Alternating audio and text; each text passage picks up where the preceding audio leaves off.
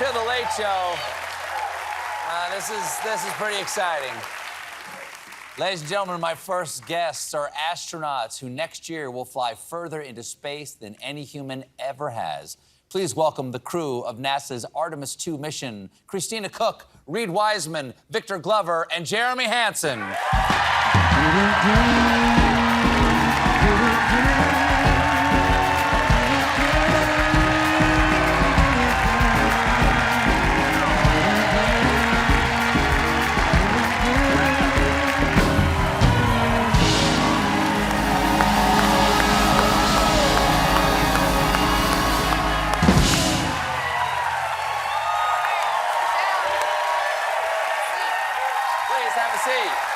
Thanks so much.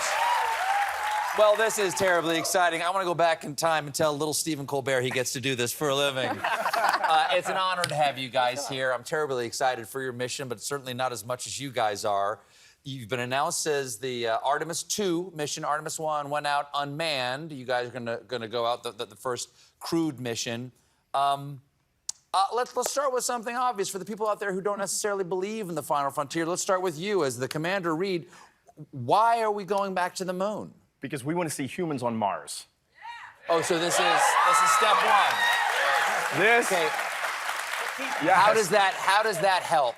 So we've been living and working on the International Space Station for about the last 24 years. You know it well. You love it. You have the cupola above us. Sure. There it is. And so that was the first step in understanding humans off the planet.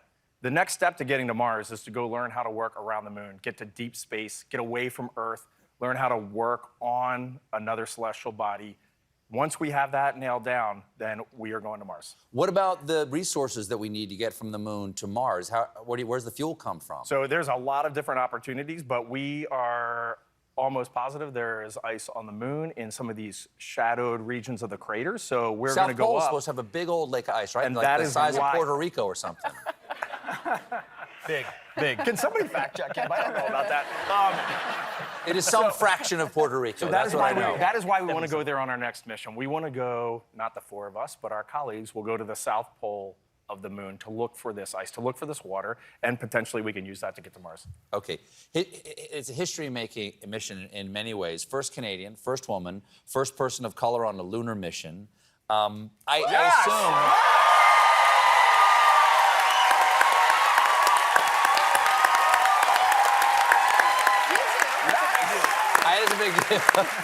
I assume you all have your own, people in the earlier space missions, in the earlier programs. They're heroes of yours. Let's start with you, Christina. What's it mean to you now that you are that for other young people coming up? It's an amazing feeling, honestly. I think the real thing to celebrate about this mission is that we've made a decision as an agency, as a country, that we are going to go for all and by all. If we're not taking contributions from every single person with the talent ready to share it, then we're not truly answering humanity's call to explore. So the fact that we're going in this era is what makes me most excited about this mission. And the fact that I might be able to inspire like those people that paved the path for me, that's just amazing icing on the cake. Yeah. So,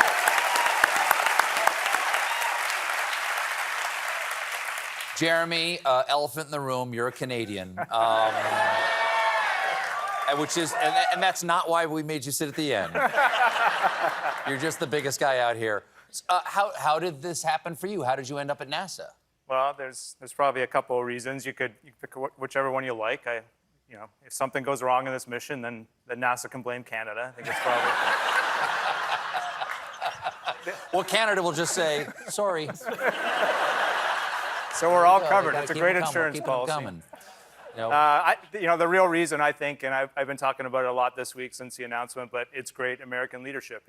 It's not lost on anyone in Canada that if the United States wanted to go to the moon again, they don't need Canada to do it. It was a deliberate decision because they're thinking big. They want to curate a global partnership.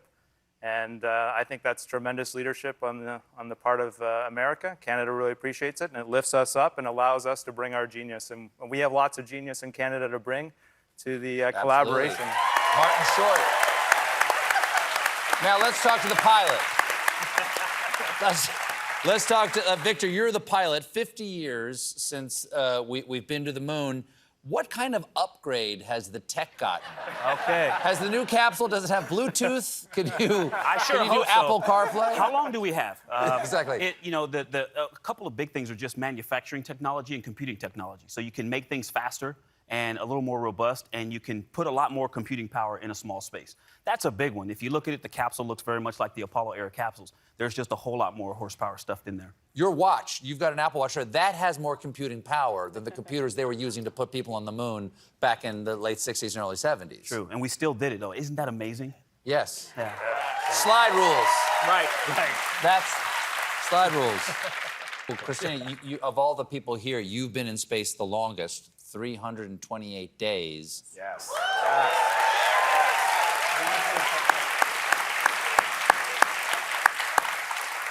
What were you trying to get away from?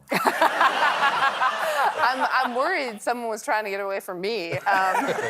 What do you do for fun? That long, I know it wasn't always in, that wasn't in one pop, but when you're up there for a long period of time, what's fun to do? You know, we do work really hard on the weekdays, 12 hours of scheduled work a day, but on the weekends, we do have some free time. We have a good time, mainly just spending time with your crewmates. Our favorite thing to do is to get together for dinner and then put on some karaoke and sing as long as we have the connection to the internet. Oh, yeah.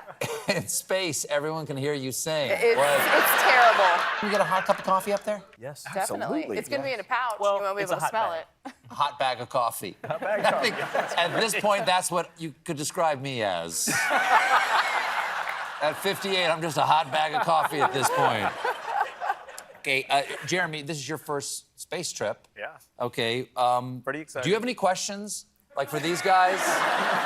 Not for me, for these guys, of like things they don't teach you in astronaut school. Well, yeah, there's definitely a few. I think there's a question we'll all have. We'll be the first humans to ride on this enormous rocket, and we'll be riding it up, and the whole way up we'll be like, is this normal? Is that normal? I have no idea. What's that sound? No one, these guys aren't going to be able to help me with that.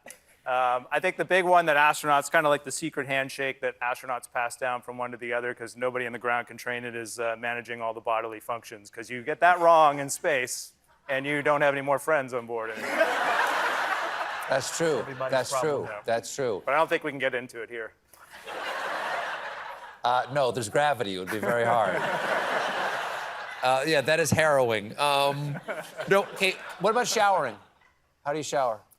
You don't. It's not really running Do you water. how long are you guys up there? How long is the actual journey gonna 10 be? days.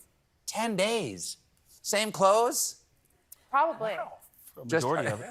Are you allowed to bring deodorant? No. No?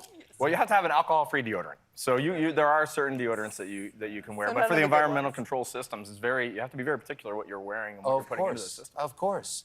Who's gonna stir the oxygen tanks? Canada.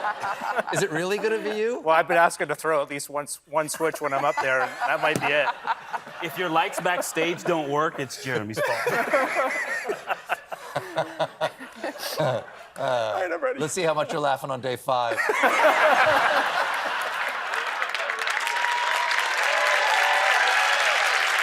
We have to take a quick break, but don't go anywhere. We'll be right back with more of the crew of Artemis II, everybody.